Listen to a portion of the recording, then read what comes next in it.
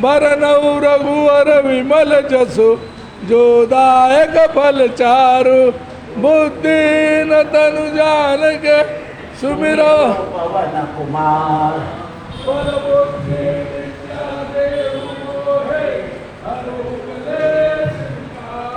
जय हनुमान ज्ञान गुण सागर जय कपीश तिनि लोक उजागर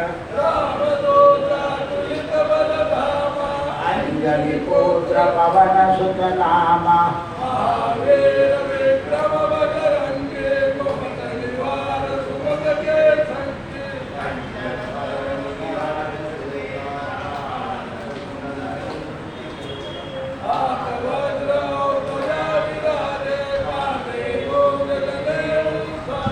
शंकर सुवन केसरी नंदन तेज प्रताप विद्यावान गुणी अति चातुर राम काज करिबे को आतुर राम लखन सीता मन बसिया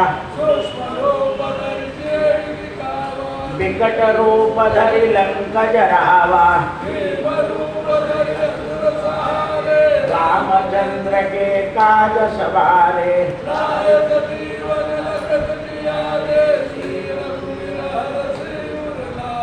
रघुपति के ने बहुत बड़ाई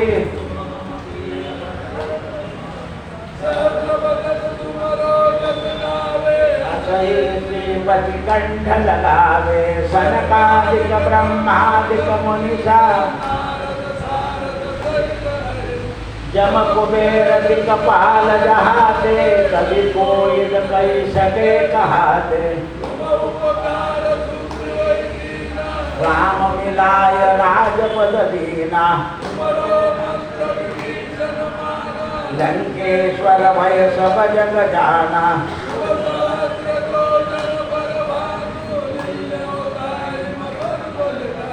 प्रभु मुद्रिका मेल मुख माई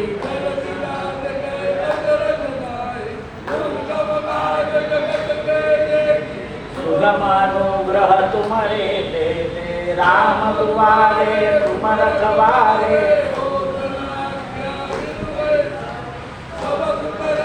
तुम्हारी शरणा तुम रक्षक काहू को डरना तीनों लोक हाकत ही खापे भूत पिशाच निकट नहीं महावीर जब नाम सुनावे नासे जपत निरंतर हनुमत वीरा संकट ते हनुमान छुड़ावे सब पर राम तपस्वी राजा तिनके काज सकल तुम साजा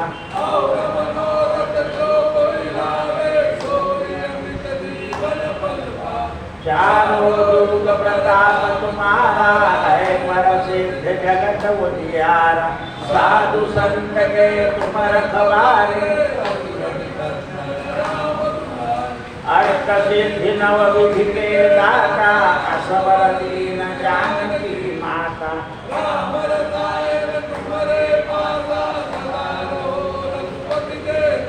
तुम्हारे भजन राम को पावे जन्म जन्म के दुख विसरावे जहाँ जन्म हरि भक्त कहाई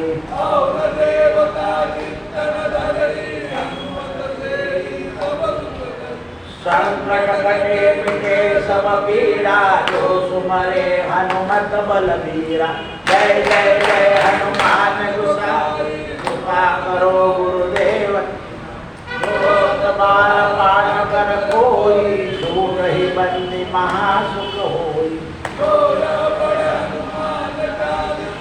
होय सिद्धि साकी गौरी तुलसीदास सदा हरि चेरा पवन तनय संकट हरण मंगल मूर्तिरू राम लखन सीता सहित हृदय बसहु सुरभु सियावर रामचंद्र की जय पवन सुत हनुमान की जय उमापति महादेव की जय बोलो भाई सब संतन की जय, जय जय सीताराम. राजा दशरथानं कौसल्येला सांगितलं की माझा बाण ज्या कुमाराला लागला तो कुमार माझ्याशी कठोर वाणीनं बोलला. हे राजा, वनामध्ये मी कोणता अपराध केला होता की तुम्ही बाण माझ्यावर चालवला? खरं त्याचा अपराध नव्हता, पण माझ्याकडून बाण त्याच्या हृदयाला लागला. तो मला जेव्हा म्हणाला की मला बाण मारला आहे, पण आता माझ्या माता पितांना काय यातना होती याचा तुम्ही विचार करा. आपल्या मुंबईला 2 वर्षापूर्वी एकाग्रस्ताचा एक मुलगा त्या खड्ड्यामध्ये गाडी पडून तो मरण पावला. त्या माणसाने 2 वर्ष जेवढे खड्डे होते छोटे छोटे त्याला जमेल सिमेंट वाळू आणून ते फुटले. त्याला पुरस्कार दिला मुंबईच्या लोकांनी. आणि आता परवा एक जण परत खड्ड्यात पडून मरण पावला. त्याचं बातमी आली आहे की त्याने 2 वर्ष तो खड्डा मोजायचा, तेवढं सिमेंट कालवायचं, भरून गट्टी घ्यायची आणि तो गड्डा बुडाला. म्हणजे मला ज्याप्रमाणे दुःख झालं पुत्राचं, तसं पुन्हा मुंबईत कोणाला होऊ नये याकरता एक माणूस 2 वर्ष करतो, पण कोणीच लक्ष दिलं नाही त्याच्याकडे. आता परवाच्या गड्ड्यामध्ये एक माणूस गेला का आणि तिथली म्युन्सिपालिटीचे लोक स्कॉर्पिओ घेण्याचे प्रयत्न करताय, पण गड्डे बुजत नाही आहे. विचार करा. लेटेस्ट बातमी टाकली सगळ्या TV वाल्यांनी की काय काम आहे, तुम्ही स्कॉर्पिओ घेऊ नका, 1-2 वर्ष गड्डे बुजा. नाही, आम्हाला स्कॉर्पिओ पाहिजे. सगळ्या अधिकाऱ्यांना कंपनीशी संगनमत झाला स्कॉर्पिओ करता. आणि एक माणूस गड्डे बुजतोय. माझा मुलगा जसा गेला तसा कोणाचा जाऊ. एक धर्माचं लक्षण पहा आणि एक स्वार्थाचं लक्षण. म्हणून मी काय पाप केलं होतं? तुमच्या बाणानं मला विदरण झालं. माझे माता पिता आंधळे आहेत, दोघं दुर्बल आहे, मी म्हातारे झाले. त्यांचा निश्चय आहे की मी त्यांचा सांभाळ करावा. मी ऋषी कुमार म्हणून जन्मलो गेलो आहे आणि माझे माता पिता तहानेले पाण्याची प्रतीक्षा करताय. थोडं उशीर झाला तर त्यांच्या प्राणावर आघात होईल. आवश्यक मी तपश्चर्या, शास्त्राचं दान काही मिळवलं नाही आहे. मी काही तपश्चर्या केली नाही आहे, शास्त्राचं ज्ञान मिळवलेलं नाही आहे. मी ब्राह्मण नाही, तुम्हाला ब्रह्महत्येचं पाप लागणार नाही, तुम्ही काळजी करू नका. मरताना म्हणतोय. आणि मी जाणून आहे की तुम्ही पशु म्हणून बाण मारलाय, अनावधानाने तुमच्याकडून मला लागलाय.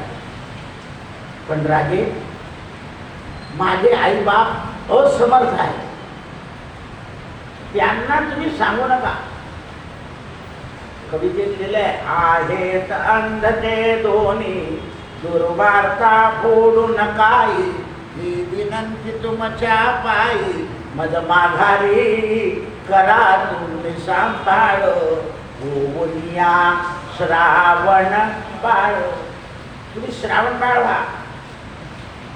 आणि हे रघुकुल घोषणा, माझ्या पित्यांना सांभाळा. जर त्यांना मी गेल्याचा क्रोध आला तर ते भस्म करून टाकतील. राजा, ही पगदंडी धरून सरळ जा. माझा आश्रम आहे तिथे, आणि ते कुपित होणार नाही आणि शाप देणार नाही अशी युक्ती आणि कसं वागा. भक्तांना श्रावण बाळाचं वचन काय? ते कुपित होणार नाही आणि श्राप देणार नाही असं तुम्ही वर्तन करा. कारण तुम्ही राजे आहात, तुम्हाला सगळं अनुकूल आहे, कुशल आहे.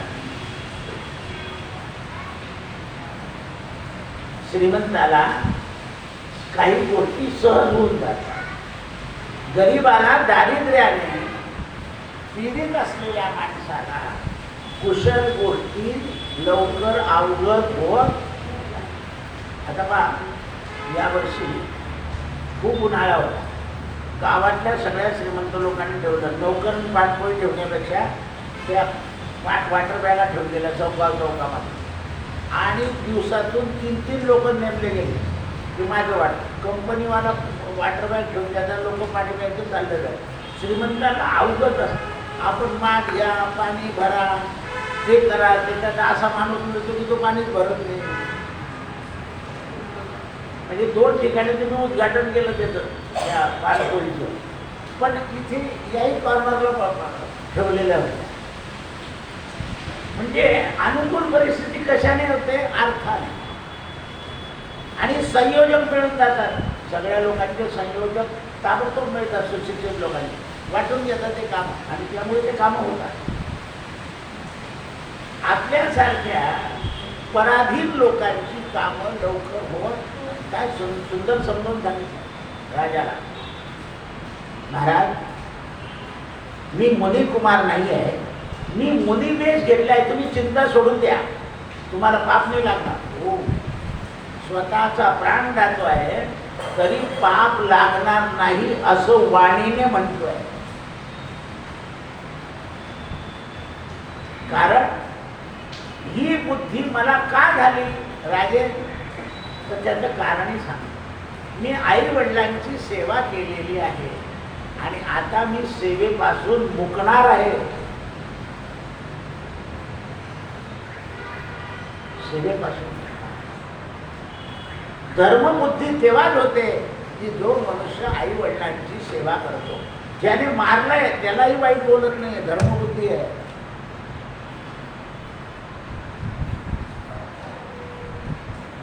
काय रामायण आहे?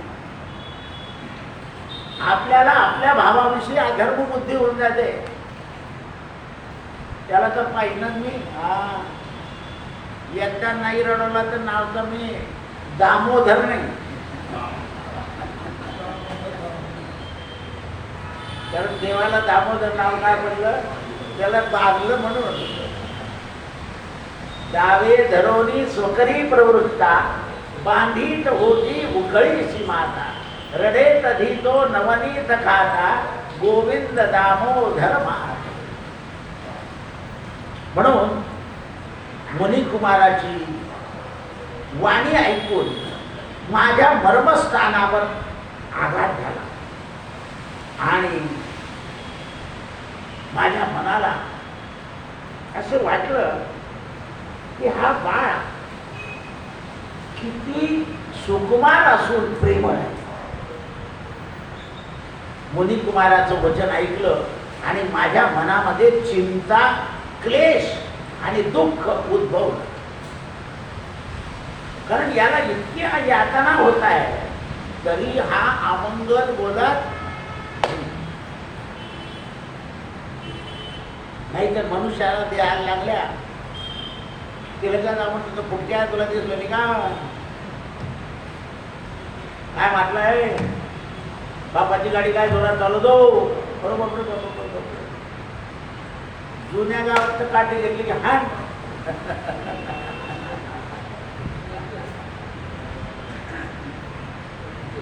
म्हणून दशरथ राजाची चिंता वाढली.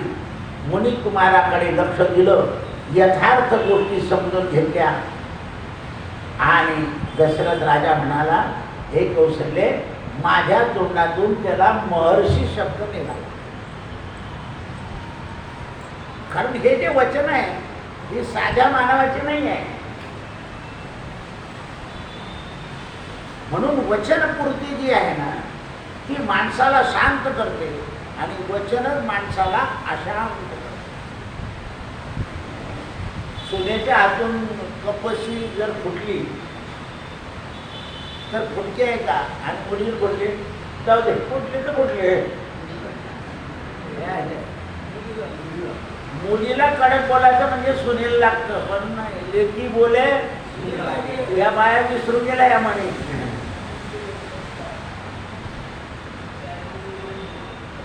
आणि सासूच्या हातून फुटली तर काय आहे तुम्हाला माहिती आहे का म्हणतो, तिने चांगली विसरली नाही म्हणून माझ्या हातून फुटली. हा अशी मारते ती जिल्हा पेठ मधली सासू.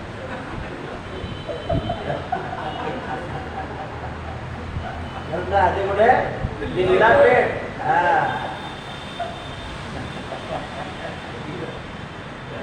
तिने विसरली नीट म्हणून चिकट होती म्हणून छटकली माझ्या हातून. आज सकाळची प्रवचनात आनंद होता ना, आताही आनंद आहे. म्हणून ते म्हणतात की माझ्या मनामध्ये चित्तामध्ये इकडे उद्वेगी होता आणि त्या ऋषी कुमाराचे वचन ऐकून मनात आनंद होता. मला ब्रह्महत्या घडली याच्या चिंतेनं माझ्या हृदयामध्ये कलकल होत होतं कौशल्य. पण त्याने मला ब्रह्महत्या घडली नाही, कारण असं सांगितलं मी ब्राह्मण नाही आहे.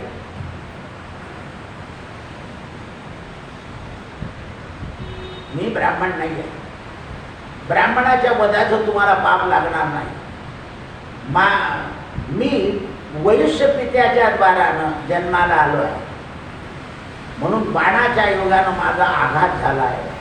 तुम्हाला या पृथ्वीवर माझं रक्त पडलेलं आहे हे मला दिसतंय. आपण आपला बाण काढून घ्या आणि मनातलं भय सुद्धा काढून टाका, कारण बाण निघाला की प्राण जाणार आहे. तर तुम्ही तुमच्या मनातलं भय काढून टाका. आणि हे तपोनिधी राजा दशरथा जीवनात काहीतरी त्याग करून टाका.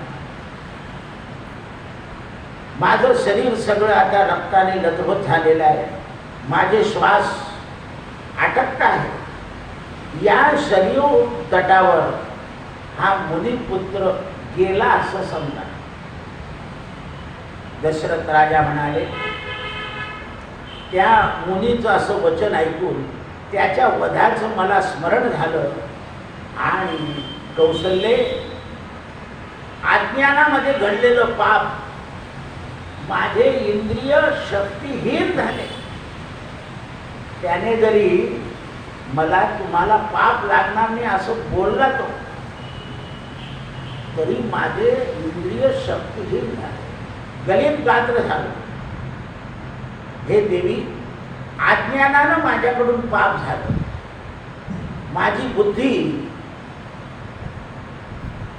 उपाय शोधण्यामध्ये लागली की आता काय करावं. शरूवर उत्तम तीरानं तो घडा भरला आणि मुनई कुमाराने सांगितल्याप्रमाणे मी ती पगदंडी घेऊन निघालो.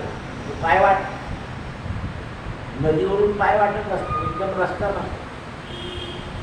आणि तिथे पोहोचल्यावर दुर्बल दोन आंधळे माता पिता, त्यांना कोणी सहाय्यक नाही, अशा गवताच्या पर्णकुटीमध्ये पाहिलं आणि त्यांचा शब्द माझ्या कानावर यायला लागला. ते दोघंही आपल्या पुत्राची चर्चा करत होते.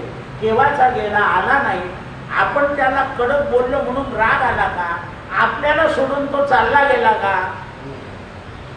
त्यांचे शब्द माझ्या कानावर पडले आणि आज आपला पोरगा सुद्धा तसाच चालला गेला.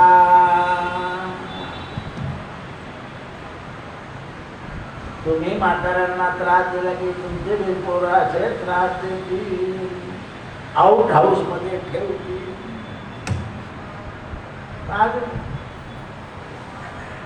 म्हणून खेड्यावरच घरवर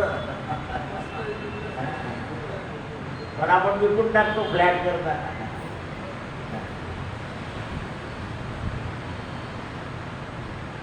अजून खेड्यात थोडीफार विचारपूस तरी आहे, पण फ्लॅट मध्ये विचारणे काही नाही आहे. काम असेल तर फक्त मेल वाजवायची. विनाकारण ब्रेक मारलो तर काय हा असे शब्द आहे. म्हटलं तुमची गाडीला केली राहू हा थँक्यू थँक्यू थँक्यू. नुसतं थँक्यू म्हणतो तो चहा बी पाजत नाही.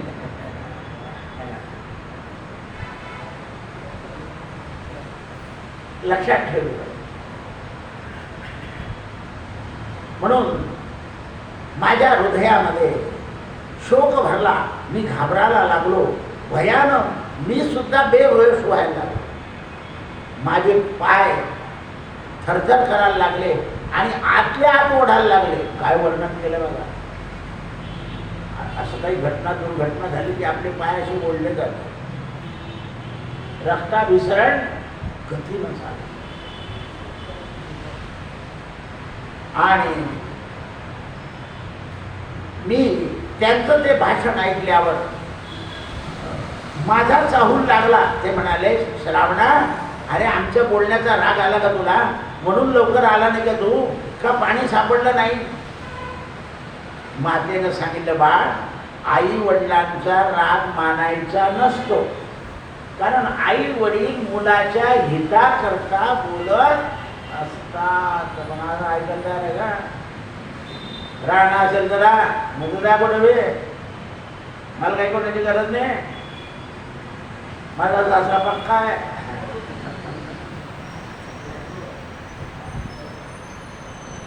असं आहे ते. असह्य झालं का तुला मला सांभाळणं? माझ्या मनामध्ये भय आलं की यांना मुलाबद्दल एवढी प्रेम आणि लालसा आहे आणि आता मी काय सांगणार यांना की मी मारलं. माझी हिंमत होईना.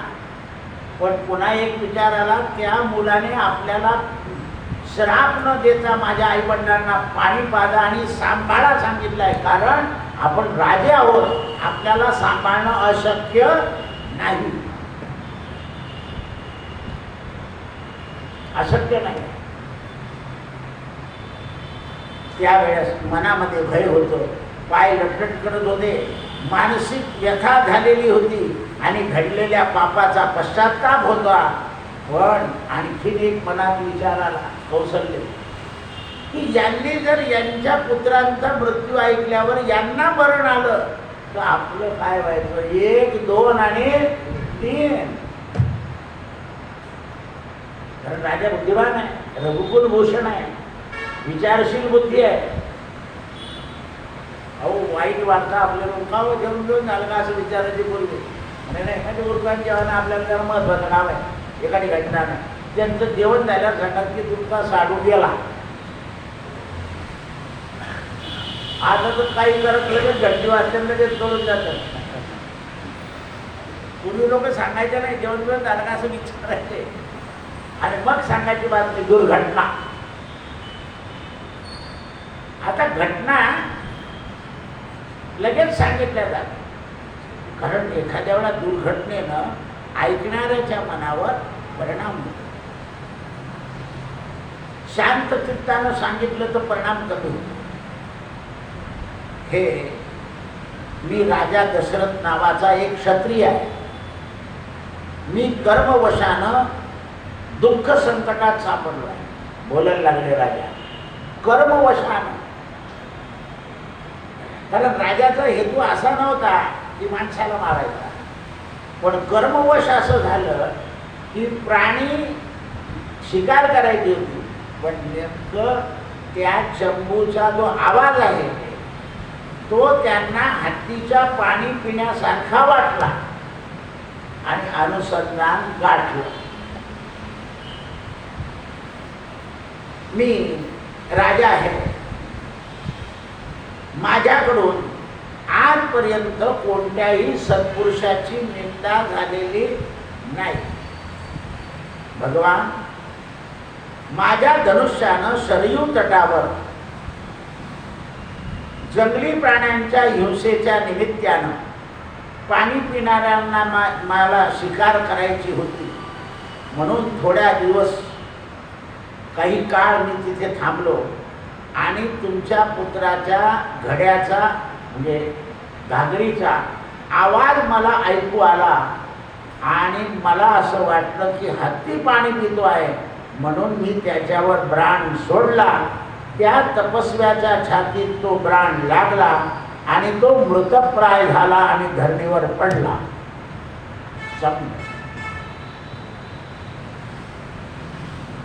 त्या मुनीनं मला तुमचा सांभाळ करायला सांगितला आहे आणि तो बाण काढावा लागला आणि तुमचा मुलगा सरळ स्वर्गाला गेला आहे. तुम्ही आता शोक करू नका. अज्ञानानं तुमच्या पुत्राचा वध माझ्या हातून झाला आहे. माझी प्रीती आहे, तुम्ही माझ्यावर अनुग्रह करावा आणि त्या पुत्राला न समजता मला पुत्र मानून माझ्या घरी चलावा. मी राजा आहे अयोध्येत. माझं पाप मी तुमच्याजवळ प्रगट केलं आहे. आपण पूज्यपाप आहात, महर्षी. तुम्ही जो दंड द्याल तो मी घ्यायला तयार आहे. माझ्या डोळ्यावर अश्रूच्या धारा आहे, दीर्घ श्वास चालला आहे आणि तेवढ्या वेळामध्ये त्या दोन्ही अंधांनी अंबरडा फोडला की श्रावणबाळ गेला. हे राजा, पाप कर्म सांगायला तू आला आहे. शीघ्र आमच्या मस्तकाचे शेकडो तुकडे व्हावे आणि तुझे सुद्धा तुकडे झाले असते, कारण तुला बाल हत्या घडली आहे. तर तुकडे का होत नाही तुझे याचं कारण सांगतो. वडील बोलताय, ऋषी आहे, तू स्वतःचं पाप तुझ्या तोंडाने कबूल केलं आहे म्हणून तुझ्यावर घात झाला नाही. राजाने कबूल केलं, श्रावणबाळालाही कबूल करू दिलं. दुसरा माणूस असता तर पळून गेला असता तिथे. आपण त्याची ठोस मारतो पळून जातो. कारण ते सत्यवचनी सत्यपालक तू तुझ्या वचनानं कबूल केला आहे, त्यामुळे तुझ्या डोक्याचे भरके झाले नाही. क्षत्रिय मनुष्य हा वानप्रस्थाश्रमी असलेल्या माणसाचा वध अवधानाने होतो हे मला समजतं. अजून ते क्रोधात गेले नाही. माझ्या मुलानं तपस्वी वेद धारण केला होता. तू तपस्व्याच्या मस्तकाचे तुकडे केले आहे. तुझ्या हातून अज्ञानानं पाप झालेलं आहे, तू जाणून बुजून केलं नाही. हे नरेश्वर, आता आमच्या दोघांची काय स्थान? आमचा पुत्र मरून पडला आहे. आता आम्हा दोघांना सुद्धा त्याचं अंतिम दर्शन घडव.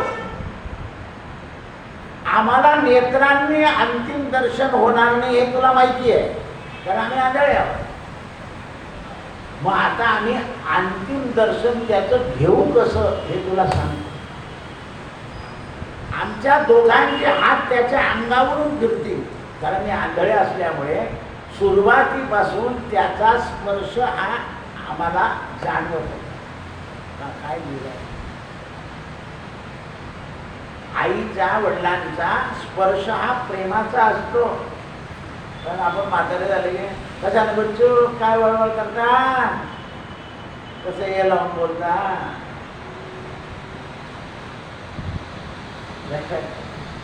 त्यांना वाटतं यांच्या अंगावर हात फिरवावा, हे करावं. आई असली दाशने हात फिरवून अशी बोलून हे काय लावलंय. मी तर आता इंग्लंडला राहतो, तुम्ही कुठेही राहिले तरी त्यांचं वात्सल्य, त्याचा अनादर करू नका. मला हे पेन्शनर लोक येताना सांगता ना, दादा कुत्र्या मांजरांना कुरवाडता आपण आपल्याकडे पाहतात आणि हो सकाळी सांगताना तू कुत्र्याला घेऊन फिरतो. त्यांना म्हटलं मंदिरात घेऊन चालतो नाही म्हणतो, आणि सुनबाई मांजरला कुरतात. डोक्याबरोबरचे कुत्रे आणले लोकांनी, आणि आईबाप वृद्धाश्रम 3500 रुपये भरून ठेवले. मानवाचं जीवन का कसं झालंय. आता तुम्हाला एक बाई आली, तिचे घरचे वारले, मुलाचं लग्न ठरलंय, घर बांधून झालंय. ते म्हणे दादा कोणी म्हणतं की तुझ्या नवऱ्याचा फोटो लावू नको करा. म्हटलं मग प्रॉपर्टी देऊन टाक, परत सरकार जमा करून टाक. गेलेल्या नवऱ्याचा म्हणजे मुलाला गेलेल्यांचे फोटो लावते म्हणे घरात. बाई तुझा नवरा आहे, तो त्याचा बाप आहे, तो गेला कसा, जन्मभर त्याचं नाव मागे लागेल ना. नथू नारायण चौधरी, तो जाईनच त्याचं काय, तो नारायण राहीनच ना. दिशाभूल करताय समाजात. आई बाबांचे फोटो बी नको, बस नारायणने काढून ठेवले असेल, मला काय माहिती आहे. काही लोक म्हणजे दादा आले की लावून द्यायचे, बरं त्यांना चालत नाही, असे बोलतात. असं करू नका. त्यांची संपत्ती चालते तुम्हाला, त्यांचे भांडे चालतात, त्यांचे कुंडे चालतात, त्यांच्या गाड्या चालतात, आणि तेच चालत नाही का. कोण सांगतो मूर्खा. शास्त्र सांगतं मातृदेव भव पितृदेव भव सकळ तीर्थाची धुरे जे का माता पितरे. त्या सगळ्या कीर्तनकाराला बोला ना जरा समाधान. तेव्हा आपल्याला काय करायचं, 11,000 रुपये भेटले कीर्तनाचे काय झालं. आयसे आपले ना तू भाऊ करणार, तू आईबाबांना वापरलं नाही, तुझ्या घरी कीर्तन नाही करणार काय नाही. असे तयार झाले पाहिजे. कडगाव धडगाव भिवंडी चोपडा समाजाला समजवलं पाहिजे. काय करतो तो, बापाला झालं गोवालकडून सासऱ्याला होईल भलं. म्हणून ते म्हणतात अशा प्रकारे आमच्या पुत्राला तू स्पर्श केला आहे, आता आम्हाला घेऊन चाल, आम्ही तुला नमस्कार करतो, आम्हाला पुत्र प्रिय आहे. आज सगळी रात्र आमची रडण्यामध्ये गेली. मी आता तुला शास्त्रार्थ ऐकवतो. बघ, कोण स्नान संध्या आणि अग्निहोत्र करतो त्याला पुत्राचा शोक होतो आहे, कारण माझी सेवा कुठेतरी कमी पडली. आम्ही कंदमुळं खाऊन राहिलो तरी आम्हाला पुत्र शोक पाहावा लागला. माझा मुलगा तपस्वी होता, त्याची माता आंधळी आहे, म्हातारी आहे, मी पिता आंधळा आहे. आमचं भरण पोषण तो करत होता, आणि आज माझा पुत्र यमाच्या घरी गेलेला आहे. मी छातीपूर्वक सांगतो, त्याला अग्निसंस्कार केल्याबरोबर तो यमाच्या ऐवजी स्वर्गात जाईल, कारण मी आजपर्यंत धर्म पाळलाय. माझा मुलगा यमाच्या ताब्यात जाणार नाही, जरी त्याच्यावर शस्त्रघात झाला असेल तरी. इतकी शास्त्रार्थ सांगतो म्हणे मी, आणि राजाला शास्त्रार्थ सांगताय. धर्माप्रमाणे मी वागलेलं आहे, कंदमुळं फळं खाल्ली आहे, रोज अग्नोत्री केली आहे, स्नान संध्या केली आहे. माझ्या मुलाची अधोगती होणार नाही. आपल्यासारखी काय म्हणते, बाबांच्या डोक्यावर आता परिणाम असं आहे. आम्ही बोलतो होईल तो.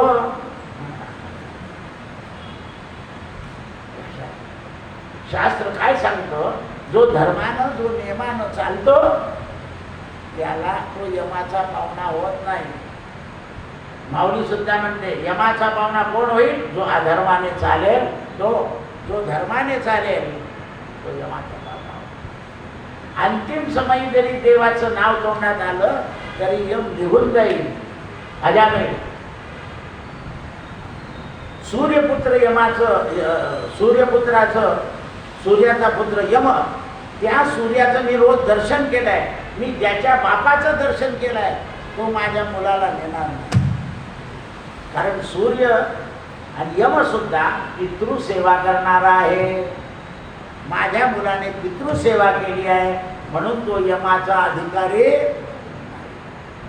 माताजी आई बापाला वागवत नाही, कोणाचे अधिकारी आहे ते? आणि मग त्यांच्या अधिकाऱ्याच्या घरी जेवायचं का?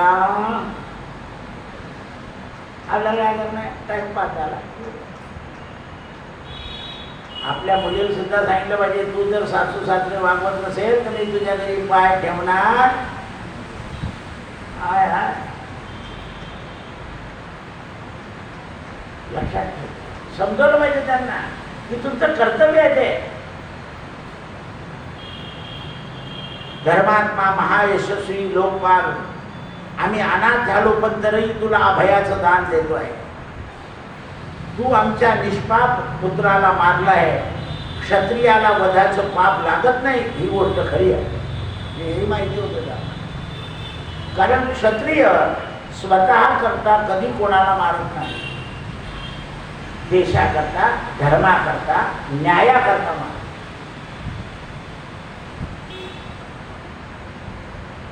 हे शूरवीरा राजा, तुला तुझा इतिहास सांगतो.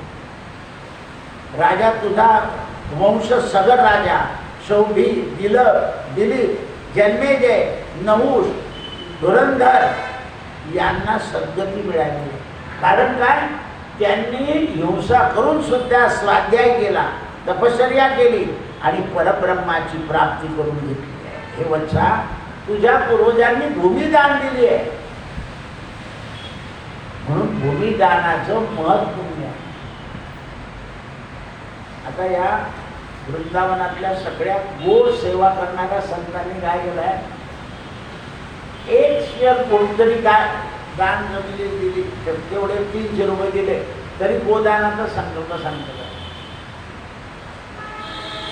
1 फूट जमीन, 10 फूट जमीन, 5 फूट जमीन, त्या जमिनीची सगळी हे काढून 1 फुटाला किती म्हणजे आपण कसं म्हणतो 5000 स्क्वेअर फूट, 7000 स्क्वेअर फूट कसं.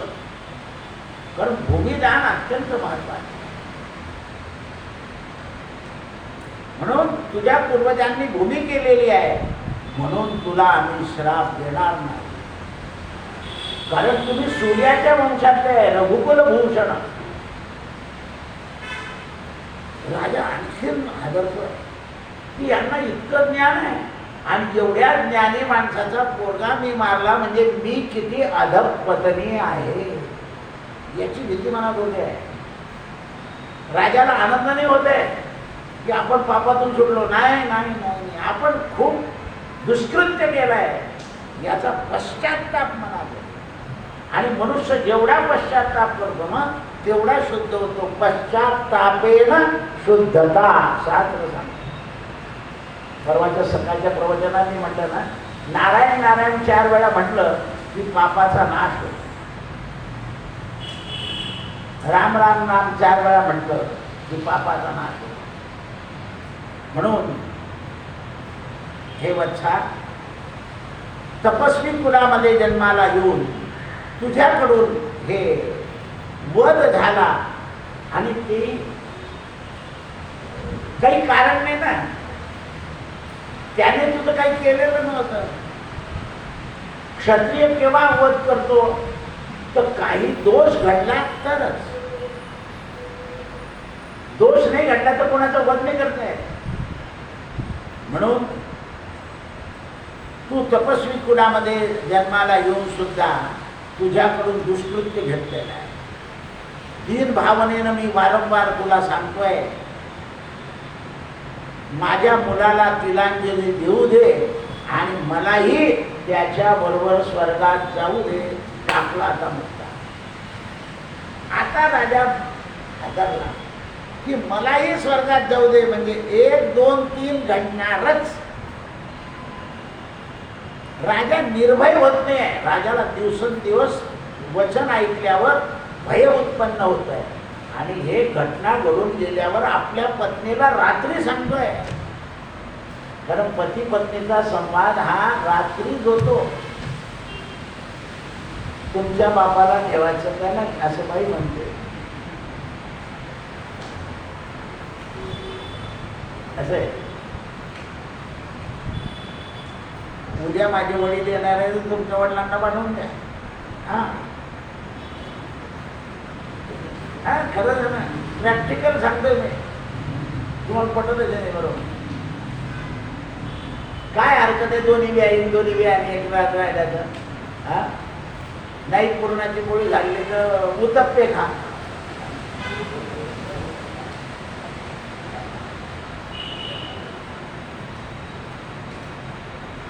हरभऱ्याच्या डाळ उडत तुला पण एक बसून खाणं झालं.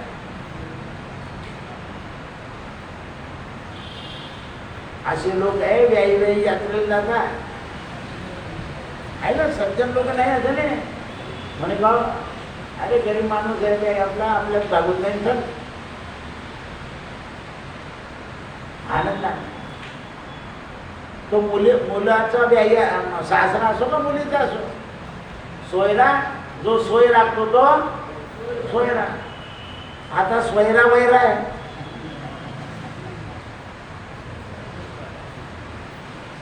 सोयी राखतो म्हणून इंद्रानं सुद्धा एक मुहूर्तभर सगळ्या सिद्धांना सांगितलंय की जे माता पितांची सेवा करतात त्यांना सरळ स्वर्ग आहे. आता आम्हाला घेऊन चाल. आमचा जितेंद्र कुमार आहे तो आम्हाला विमानात घेऊन जाईल देवलोकाला. पत्नी सहित तपस्वी मुनीनं राजा दशरथाचे हात धरले. मुलीचा हात राजाच्या हातात आणि आंधळ्याच्या हातात पत्नीचा हात आणि हात. त्यांनी आपल्या हाताने मुलाला तिलांजली दिली आणि हात जोडून उभे राहिले. हे राजा आज आम्ही तू आमच्या मुलाला मारलेला आहे. मरणाचे कष्ट त्याला झालेले आहे. आमचा मुलगा आम्हाला पुत्रहीन करून जातोय. तू अज्ञानवशानं त्या बालकाची हत्या केलेली आहे. हे भयंकर कृत्य झालेलं आहे. मी तुला शाप देत नाही देणार नाही.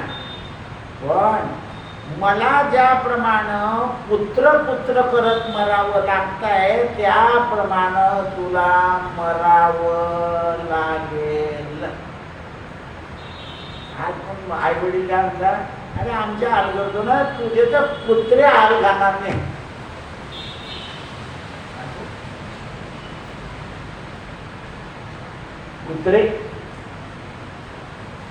कुत्र्यापेक्षाही बेहत्तर आलो तुला. आधी कुत्रे एसी मध्ये राहतात. कुत्रे एसी राहतात असं आहे. म्हणून हे राजा आमचा वियोग होईल तुलाही वियोग होईल कौसल्या. म्हणून आज आपल्याला रामाचा वियोग इतिहास सांगितलाय सगळा. त्याच्यामध्ये काय कळालं आपल्याला की राजा दशरथानं अनावधानाने मारलाय. त्याने अनावधानाने मारलेलं पापाचं दंड दिला नाही राजाला. पण आम्ही ज्याप्रमाणे तळमळतोय त्याप्रमाणे आता राजा म्हणे पोरं होतील जेवण जातील जेवण कोणी पाहिलं. पण तो प्रसंग आज उभा राहिला. जगन्नियता पोटी आला तरी हाल भोगावे लागले. म्हणून काही लोक म्हणणार देवाचा बाप आला तरी तुला सुटणार नाही भोगावते याच्यावरून आहे. कृष्णार म्हणा सत्यगुरु राय कृपा सेवा मस्तकी तो जाणा ठेविला कर परिणामी